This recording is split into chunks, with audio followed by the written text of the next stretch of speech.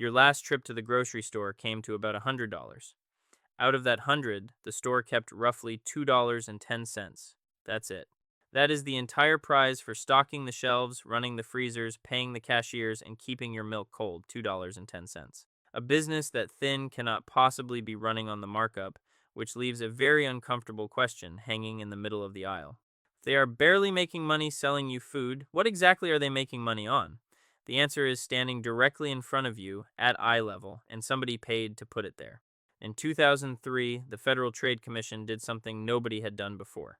So it went and asked the grocery chains under legal order what it actually costs a food company to get a new product onto their shelves, not the wholesale price, the entry fee. And the answer came back weirdly specific. For a new pack of hot dogs, the average payment was $92.62 per store, every store. Multiply that across the country, and the FTC estimated a national hot dog launch cost about $2.2 million before a single one got sold.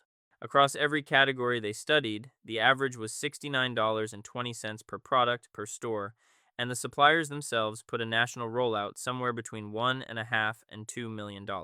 So, what is that money actually buying? It has a name. It's called a slotting fee, and it is exactly what it sounds like: a slot on the shelf rented. Your supermarket is not really buying that product and hoping you like it. It is being paid upfront in cash to give that product a place to stand. If the hot dogs never sell, the store already got paid. And once you know that number exists, the $2.10 starts to make a strange kind of sense. According to the Food Marketing Institute's 2026 industry report, food retail profit margins landed at 2.1% last year. Roughly 11% of food retailers didn't make a profit at all. They posted losses. This is one of the largest industries in America, and it operates on a margin that would terrify almost any other business. So the grocery store made a decision a long time ago, and it made it quietly. If you cannot make real money selling food, you stop trying to make your money from the food. You start making it from the shelf itself. So how does the machine actually work? It runs in 3 layers, and each one is bigger than the last. The first layer is the one we just covered. Getting in the door, a slotting fee buys shelf presence and nothing more. The second layer is where it gets interesting, because not all shelf space is equal, is it? Everyone in this business knows exactly which part of the aisle is worth the most. In March of 2024, the FTC published a study of the American grocery supply chain, and it put the thing in writing in the plainest language you'll ever see from a federal agency. Quote, producers pay retailers to get their goods on the retailer's shelves to obtain prominent placement or to fund discounts. End quote. The report goes further. A product at eye level, it says, is more likely to be purchased than an item on the bottom shelf or high up, and end caps get extra exposure. Then it states plainly that producers often influence store layouts by paying for prominent placement. So that is not a rumor. That is not shopper folklore, your aunt told you. That is the federal government describing on the record a market in eye level. The most valuable real estate in the building is the 18 inches directly in front of your face, and it is for sale. One more line in that report reframes everything. The FTC found that grocery retailers across the industry depend on promotional money from producers as a large and important source of their revenue, not a bonus, not a rebate, a source of revenue, which brings us to the third layer, the part that has changed fastest. The stores stopped treating this money as something that happens to them and started selling it as a product. Look at Kroger. In its full year 2025 results, Kroger reported $147.6 billion in sales on a gross margin of 22.9%.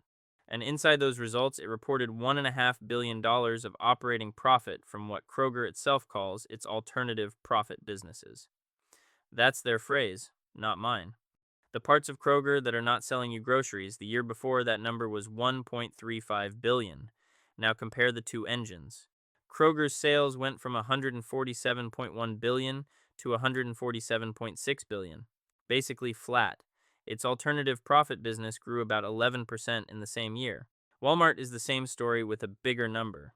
In its most recent fiscal year, Walmart's global advertising business grew 46% to nearly $6.4 billion. 46% in a company whose overall sales grew in the low single digits.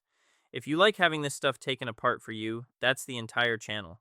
One everyday thing opened up every week. So sit with what that means. The advertising side of a grocery company is growing roughly 10 times faster than the groceries. At what point does that stop being a side business? The aisle you walk down is not primarily a place where food is sold to you. It is increasingly a media channel that is rented to brands, and you are the audience walking through it. Now, what does any of this actually do to you, standing there with a cart?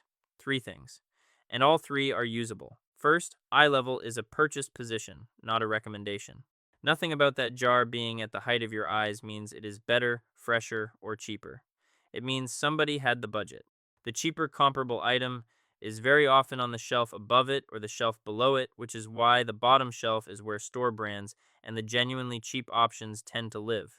Bending down is unglamorously one of the highest return moves in the entire store. Second, the end cap is an advertisement. That big display at the head of the aisle, the pyramid of soda, the seasonal stack, that is prime rented space. Sometimes it's genuinely a great price. Often it's just prominent. Treat it like a billboard, because that's what the FTC says it functions as. Third, and this is the one that beats all the placement games at once, the unit price. That small number on the shelf tag, the one that says price per ounce or price per 100 sheets, placement cannot lie to you about that. It's the only figure in the aisle that is directly comparable across brands, sizes, and shelf heights, and reading it takes about 2 seconds. There's a reason to build that habit right now, because the shelf tag is about to become the fastest moving object in the store. Walmart started rolling out digital shelf labels, announcing in 2024 that it was expanding them to 2,300 stores. By March of 2026, the company said the labels are coming to every one of its U.S. stores by the end of the year. Walmart's own explanation is efficiency. A price change that used to take an employee 2 days now takes minutes. That's not a horror story. And Walmart has been clear that everyone in a given store sees the same price, but it does change the terrain. When the tag is paper, a price is a decision someone made days ago. When the tag is a screen, the price is a setting, and the unit price stays the honest number on it either way. So here is the one thing to carry out of this. Your grocery store keeps about 2 cents of every dollar you hand it, which means the food is very nearly a formality. The real business is the shelf, and the shelf is rented. Every time you walk in, you are walking through a room where the layout has been paid for by somebody, and the only person in the building who was never consulted about it is you. That is not a scandal, by the way. Nobody is breaking the law. It is written down in federal reports and printed in earnings releases, in public, in the company's own words. It is just described in a language nobody handed you a dictionary for, and the shelf is very good at looking like it simply turned out that way. The good news is that the counter move costs nothing and takes no willpower at all. Look up, look down, read the unit price, 3 seconds, and the most expensive real estate in the store stops working on you. There's a new one of these every week. Penny's already pulling the next thing apart. And if you want to see a store that took this same math and pushed it to the absolute extreme, watch how Costco actually makes money. That's a company that decided the food would make almost nothing on purpose and put the profit somewhere else entirely. Same problem. Very different answer.